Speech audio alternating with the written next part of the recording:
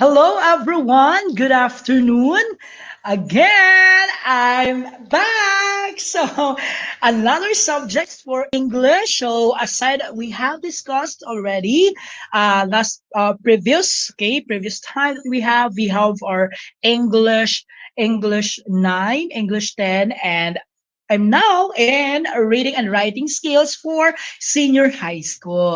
Okay, welcome to our dearest learners who are there at home, especially for answering your modules. Prepare your pen, your module, your papers there, no, that you will be using all throughout with our discussion for this afternoon. And I would like to thank for very active participation since the beginning, no, of our Itulai program. Okay, thank you so much. So again, this is from DepEd Online, Adulai Online Tutorial. Right. So welcome you all. Right. So welcome to our subject, reading and writing skills. So senior high school, hello, kaway-kaway po tayo dyan. Yung mga gusto magpa-shout out, sige, bigyan ko kayo ng time, pa-shout out dyan. By magbigay po kayo ng inyong names or your school or whatever, wherever you are studying, no? Pwede kayong maglagay dyan sa ating chat box so that I can recognize you this time, no? Until now, andyan pa rin kayo. Sumubaybay sa ating E2Live program. So we're now in our E2Live online tutorial for reading and writing skills. Week 2 for our quarter 4 critical reading as reasoning. So, for your understanding on this, I do hope you were with me no last time for our discussion about intertext and hypertext. All right. So thank you so much for that. And so on. I'm your by the way, I'm your teacher or tutor for this subject. Uh, Yan, reading and writing skills. So, no, for this time, Tutor Jets until 5:20. Live po tayo sa ating DepEd EdTech Unit, DepEd Philippines, DepEd tayo, DepEd EdTech Unit ng ating YouTube at saka DepEd TV. Okay?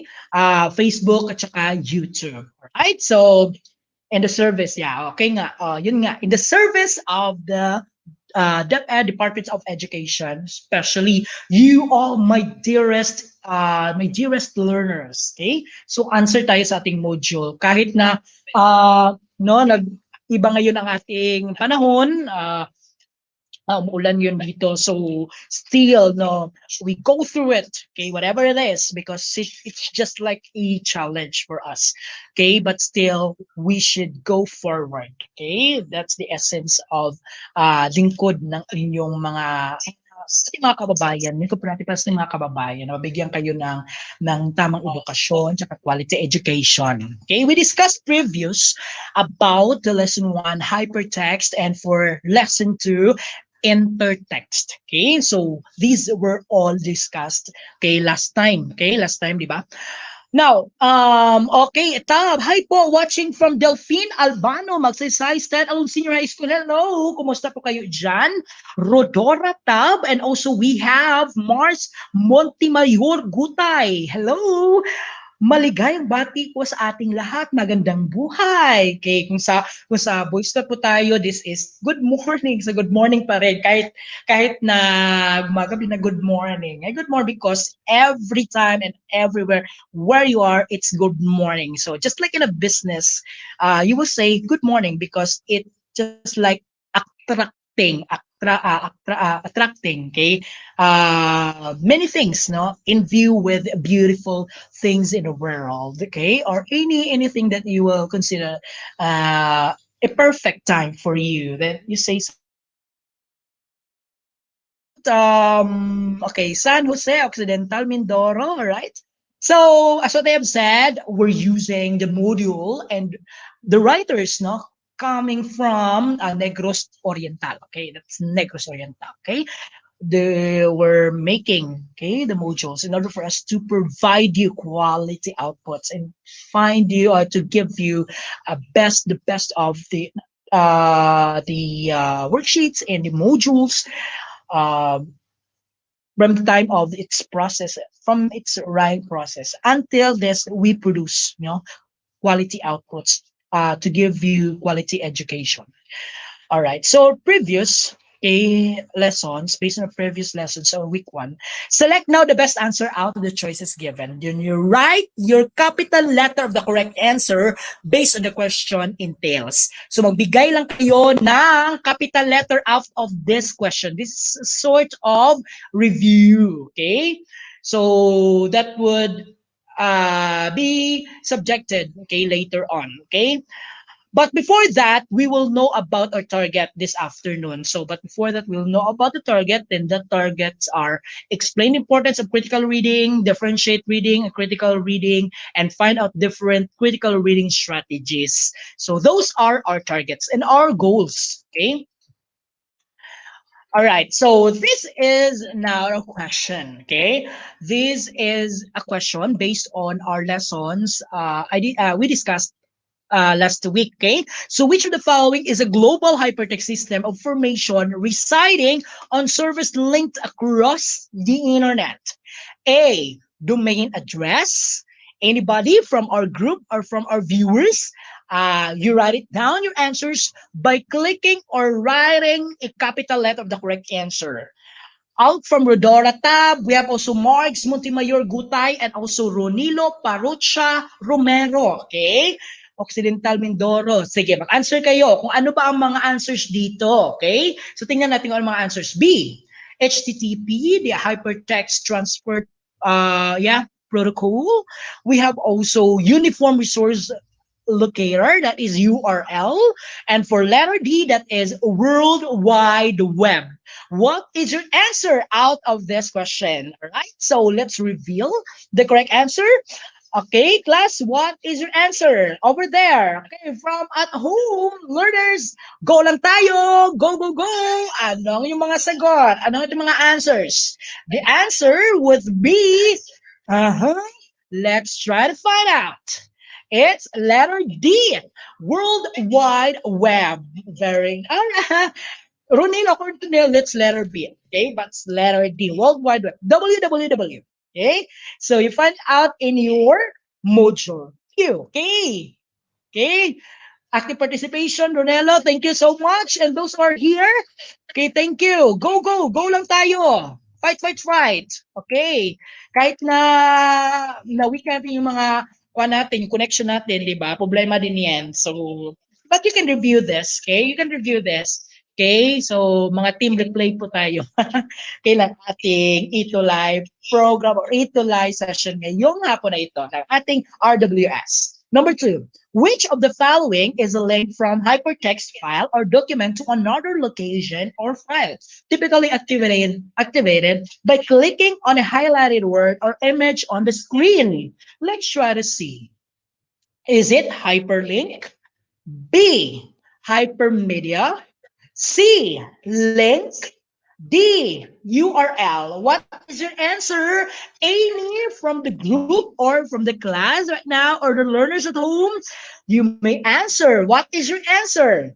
Let's reveal the correct answer.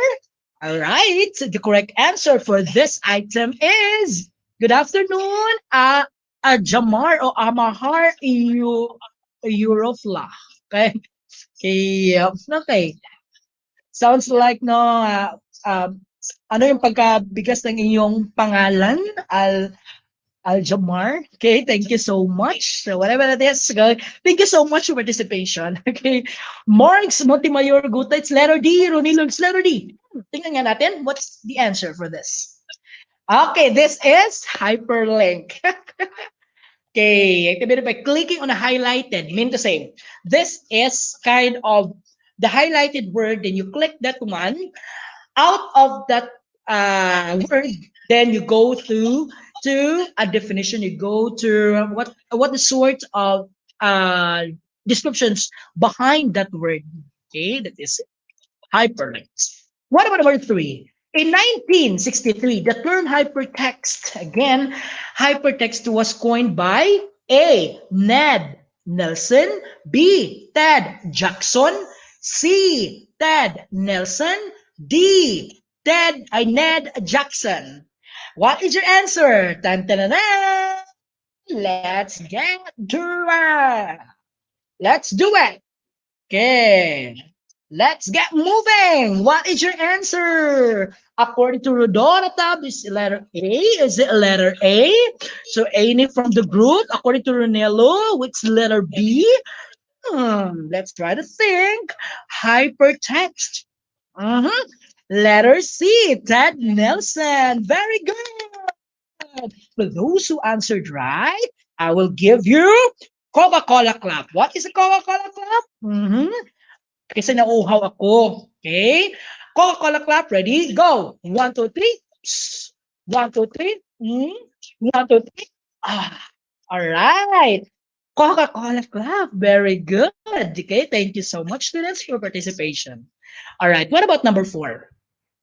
This method of text development allows writers to produce text with borrowed ideas from one or from other writers. Now, is it A, hypertext? Letter B. Okay, Rodora Tab, sagot ko po niyan is hyperlink. Okay, thank you so much, Rodora. Tama, okay. Very good. Okay, so station. Right? So, letter A, hypertext. Letter B, intertext. Letter C, context. Letter D, concept. Tingnan nga natin kung makuha ninyo yung answer ito. This method of text development allows writers to produce texts with borrowed ideas from other writers. Binaborrow niya. Okay, borrow niya. Watching from Kinapawan City National High School, Region 12. Hi! Hello sa atin dyan. O, Kinapawan. Nakapunta ko dyan sa Kinapawan. Ay, magandang place dyan, okay? Mag-inaural. So, thank you so much. Alright, so, thank you. According to Jeden, answer din kayo. Yung mga nag-watch ngayon, answer kayo para ma-recognize ko po kayo sa ating, ma-recognize ko kayo sa ating discussion. Alright, the correct answer for this is, okay, according to Jeden, B. According to Ronello, A. B, enter text. You will borrow the ideas from other writers. Then you apply a certain text. You will write a certain text, or you will compose, or you will match the two based on the based from one text to another text. Okay, that will be a method of text development. Okay, the combination. Is it the method of directly lifting the exact statements out or set of words from a text or another author has made? Meaning to say, lifting, from the word lifting, okay, Nemia Yalik, Salik Yusuf. Hi! Thank you so much for watching. We have Nimya Salik Yusuf. Hello, good afternoon. All right, so I do hope you will participate this time. All right, so what is your answer? Nimya, Jeden, Ronello, Jeden. Okay, these are the choices. Allusion, B, pastic or pastike, or we have the quotation, we have the retelling. Okay, you find it out what is the answer based on these questions. Okay, good afternoon. Anybody who can answer this one? Lifting, exact. If it is the statement, you lift, then you get it. Then you write it into your text by making or writing it in your composition. That is, according to Rodora, that's letter B. According to Brunello Romero, C. Jamie De Vera, Bornola, C. Okay, tingnan nga natin. Lifting, exact ha. Wala tayong kinukuha, wala tayong ginadagdag. It's letter C. Yes, it's quotation. Okay. Very good, students. Okay. Marami kayo nalaman sa ating review. Who coined the term intertextuality? Intertextuality, gracias. Okay. A. Ferdinand de Saussure. B. Laurent Jenny. C. Julia Kristeva. D. Graham Allen. Ano ang tamang sagot natin dyan? Who coined the term intertextuality? Tignan nga natin dyan. It's Ferdinand de Saussure. It's Laurent Jenny. Is it Julia Kristeva or is it Graham Allen? Tingnan nga natin according to, hello Tuesday Love, hello Sel Marie, hello Nemia, hello Rodora. Okay, sino pa yan dyan? Ronelo, sige, answer now below. What is your answer? According to Ronelo, bilis. All right. Letter B. According to Jaden, letter D. Okay, tingnan natin. Sino pang makakuha niyan? Hahabol pa bang iba? All right, according to Jamie, letter D. According to Sel Marie. All right, so thank you so much for participation. All right, the correct answer is dun, dun, dun, dun. Woo! Letter A. Ferdinand De Saussure. All right, so he coined the term intertextuality. Jolia Kristeva, who was then the person first no used the intertextuality, but the one who coined it is was Ferdinand, the person of Ferdinand de Saussure. Thank you, Nemia. Very good. Look at it.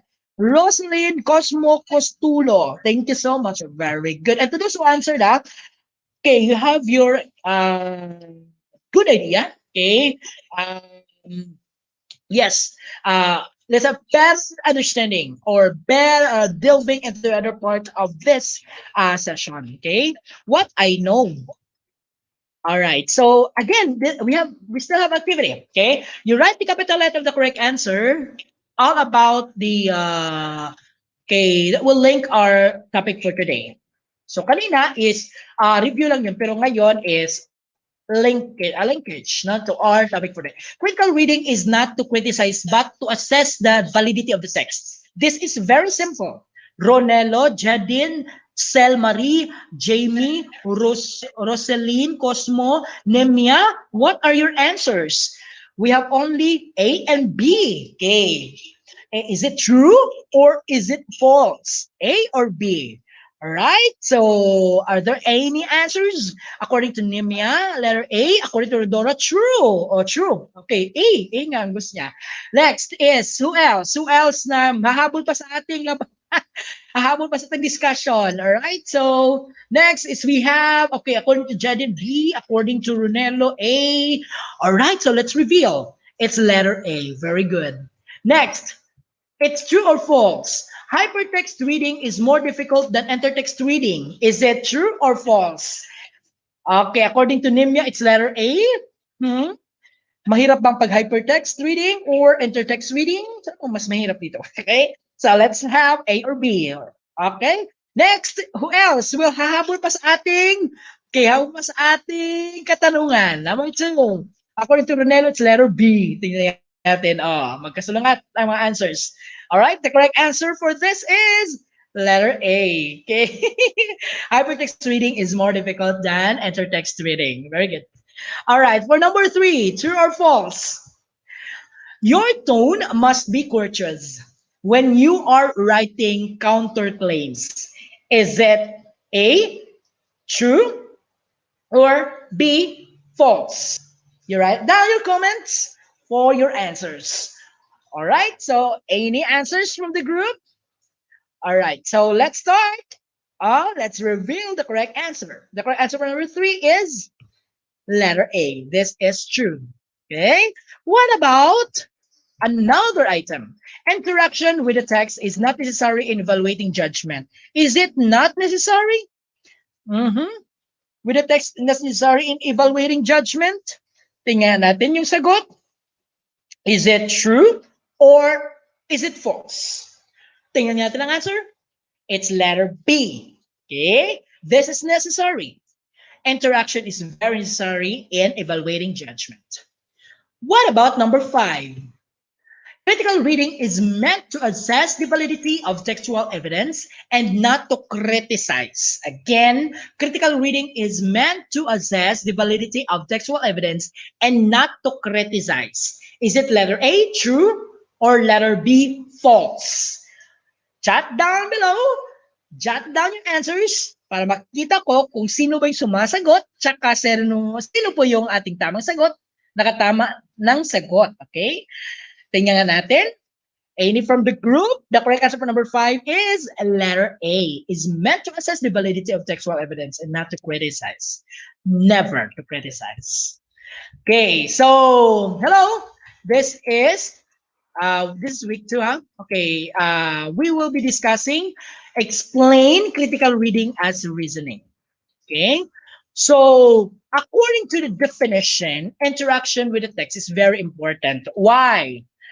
Why? Because, okay, according to definition, that it will help us to evaluate and formulate judgments on how the text works. So dapat malaman natin kung ano ba yung kung paano ba ang text, ano bang function ng text o ano ba ang purpose nito. Okay? So that's it for the definition. Hypertext reading is more difficult, right? No? Sinasabi nga kanina sa question, more difficult siya kaysa intertext. So tingnan nga natin the basis on this. Because of the information overload, as the reader needs to recognize the accuracy of the information presented and evaluate it. Oh, di ba? Kasi may mga possible na mga answers okay, na pwede natin mapuntahan based on the hypertext hyperlink or hypertext na ating ginagamit. Okay, so on the basis niyan, mas maganda or hindi kayo mahirapan sa paggamit ng ating intertext, no? Aside sa ating ginagamit na hypertext. So, kinakailangan nating, you practice, no? You practice on how to do it, no? Na makakaya natin yung pang ating hypertext reading. Not only intertext, but we try to practice it. Okay? More onto kahit nahirapan tayo, but still, kaya din natin yan. So, next is, what's new? Okay, so it's directions. Read the paragraph and answer the following questions on a separate sheet. Okay, all right. So this is now the activity. I will read to you the passage or the paragraph, then after which you will answer or respond kung anong hinihingi po ng ating sa module. Okay?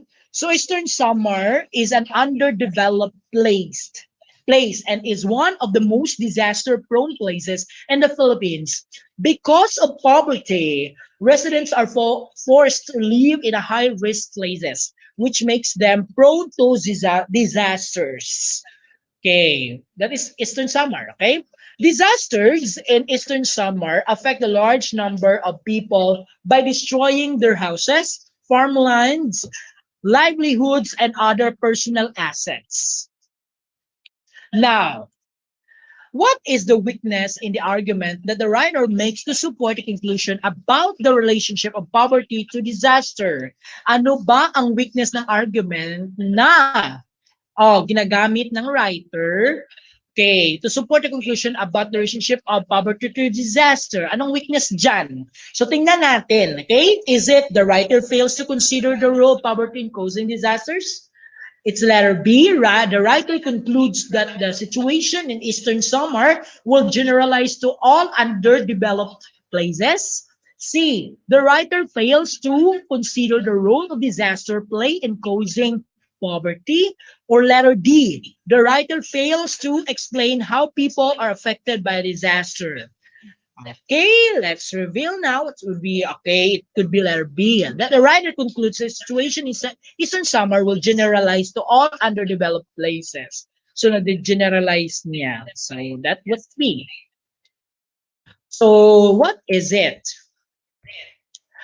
So critical reading is engaging in analytic activity, which involves the reader by asking questions about the text and the author's claims. As what I have said, critical reading is very essential when it comes to analytic activity, okay, for all the questions, and to asking questions about the text and the author's claim. Okay. So, reasoning, as defined in Merriam-Webster dictionary, it is an act of giving statement for justification and explanation. All right. So, remember, the critical reading is not meant to criticize. As what I have said, class, as what I have said to you, na-clarify natin. Remember, that critical reading is not meant to criticize, okay? But to assess the validity of textual evidence. Okay, textual evidence. Okay, we're now in steps used in critical reading as reasoning by Maxine Rafaela C. Rodriguez and Marella Perez A. Tionson. Okay, these are the steps. Number one, okay, take note, class, huh? Take note of this. Omar, identifying assertions. Two, number one is, see, identify muna natin. Identify by a common type of assertion such as fact, convention, opinion, and preference. That is identifying assertions. Next, number two, formulating a counterclaim. Counterclaims are made to rebut our previous claim. So meaning there would be a formulation of counterclaims that are to rebut the previous claim. That is counterclaim. Determining evidence. So evidence is the details given by the authors to support his or her claims. So you determine your evidences. Ano ba yung support natin? Ano ba yung claims? Ano ba yung mga data? Ano ba yung mga information that are timely and relevant to your topic or to your concept or to the issue? Again, to the issue, no? And there should be an argumentative claims on that. Okay, evidence is detailed. Okay, so these are not example. You're asking your father for an Android phone. That is your claim. Now, then your father answers you, I am sorry, but I couldn't. This is his counterclaim. Again, remember, you're asking your father of an Android phone. That is your claim. Now, then your father answers or replied you, I am sorry, but you couldn't. And this is his counterclaim. Bale, gusto mo siya, pero ng father, but you couldn't. I'm sorry, but you couldn't. You couldn't have this one. Okay, na-counterclaim niya. Okay, nang gusto mo. He might say that you already have a cell phone. Okay, now, you're going to formulate a reason for your counterclaim. You may say that the reason you are asking for an Android phone is because you need to use it for your online class and would be very helpful in the new normal classroom setup. So, this would be your details. Out of that counterclaim, na ibinigay ng father na sinabi niya, I am sorry, but you couldn't. Pero hindi no continue kung ano bang gusto mo. Bakit ka gusto makakaroon ng Android cellphone? Okay? The answer with that is you need to use it for online class and would be very, very helpful in the new normal classroom. Right? So that's it. Okay. When you write your counterclaim, you are expressing an unfavorable statement. So meaning to say, hindi magkatugma. There would be a disagreement of the claim that is given first. Okay, therefore, it is needed that you use hedges. And these words are phrases that give a courteous tone. Okay. Hedges are very salient, what we call this one, vital, important, because without these hedges, no, there will be ambiguous, okay, of the second claim or support of your evidences. But you have this kind of hedges because by expressing your example is expressing unfavorable statements, then use these hedges because this is in courteous tone, no, that you can give. Different forms of hedges. These are the following modals. The examples are we have modals may, could, would, should, might, certain, must, etc. Frequency adverbs, usually, generally, commonly. So remember this one, you remember all the hedges. Okay, remember, familiarize all those. Modals may, could, would, should, might, certain, must, etc. But for frequency adverbs, these are the following: usually, generally, commonly. What about probability adverbs? Probably, possibly, presumably. Probably. Even though probably, probability, possibly, presumably. The frequency is paano or gaano siya, no, kadalas. Usually, it would be generally, it should be commonly, okay? So modals, frequency adverbs, and probability adverbs. All right, so let's proceed now. Example, the common cold is caused by a virus. Now, let's apply with hedges. Okay. The common cold is caused by a virus. With hedges, let's start. The common cold must be caused by a virus. Is it model, di ba? Okay. This is a model. Okay. Now, let's proceed. The common virus is certain to because to be not okay. The common virus is certain to be caused by a virus. So there would be hedges. Okay. And because of this hedges, no, we can express our things smoothly. And there is now, according to the definition, this is a courteous this has a courteous tone. Right? So let's now proceed. Okay, what's more? Okay, this is for week two. No, what's more for quarter four? Direction. Read the passage carefully and find claim, the evidence, the reasoning in the passage. And write an answer on a separate sheet of paper.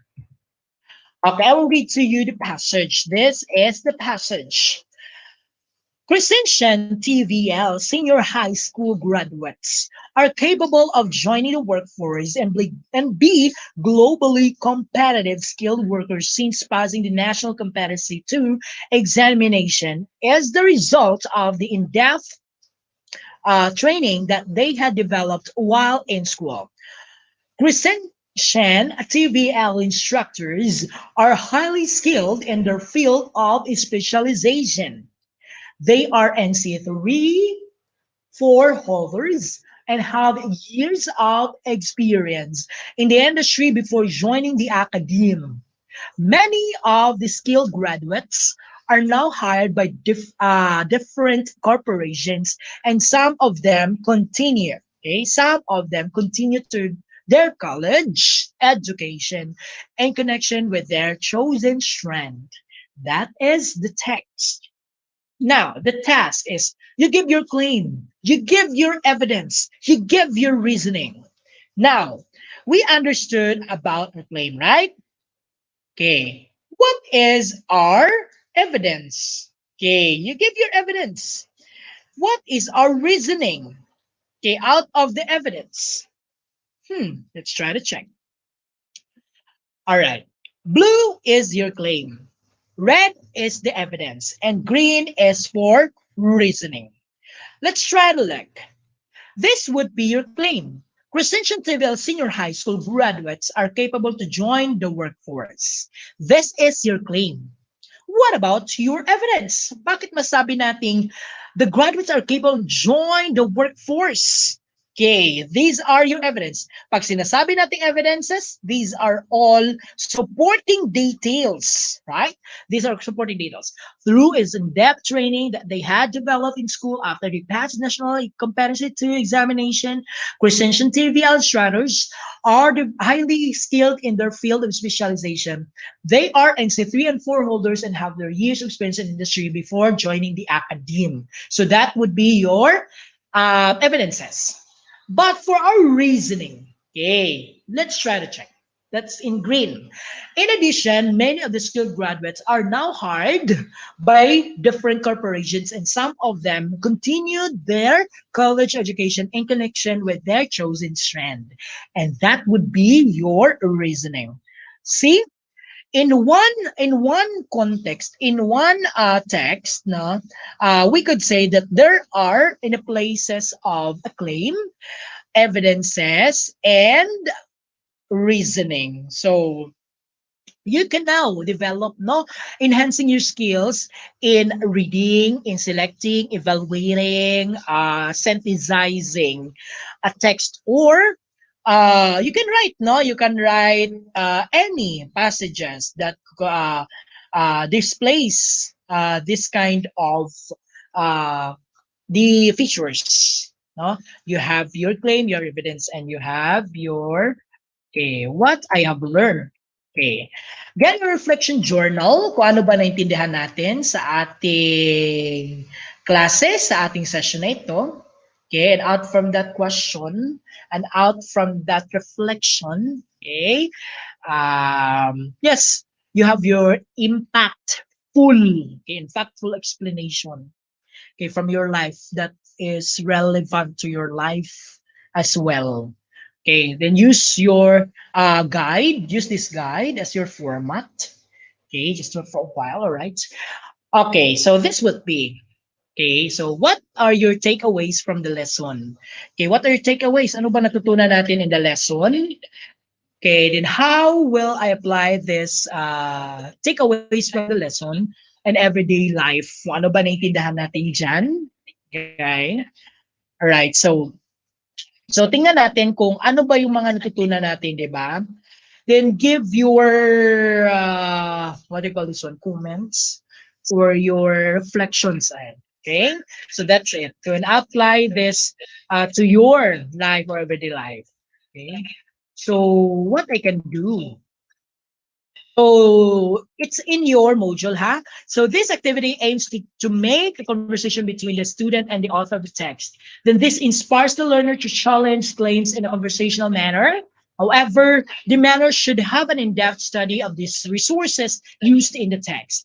Let's talk between the text and the author of the text, I mean, and the student, you, the reader. All right. Okay, so next is this would be the directions. Find an editorial again. Find an editorial article. What is this editorial article? Diba, you are familiar with mga dyaryo, ito mga newspapers, articles na sinusulat ng mga authors. You can find it online or in printed.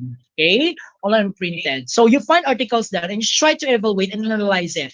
Then use the given dialogic journal template with guide questions, then write your answer on a separate sheet of paper. Then please, okay, please attach the chosen article on your answer sheet. Again, as your guide, you find your editorial article, then you try to evaluate and analyze it.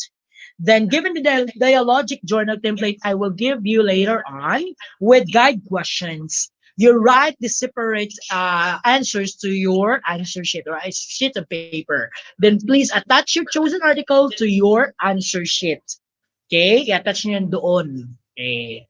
Ito yung ating template. So before reading the article, ask yourself the following questions. Number one, why are you reading the article? Bakit mo binabasa itong artikulo na ito? Articles na ito o itong babasahin na ito? Okay, sa dyaryo. Okay? Bakit mo gustong bumasa? O bakit mo gustong babasahin yung ating article? Number two, what do you hope to learn as you read it? Mean to say, what you're aiming for? Ano bang gusto mong target nito? Okay? While you are after reading or during reading. Okay?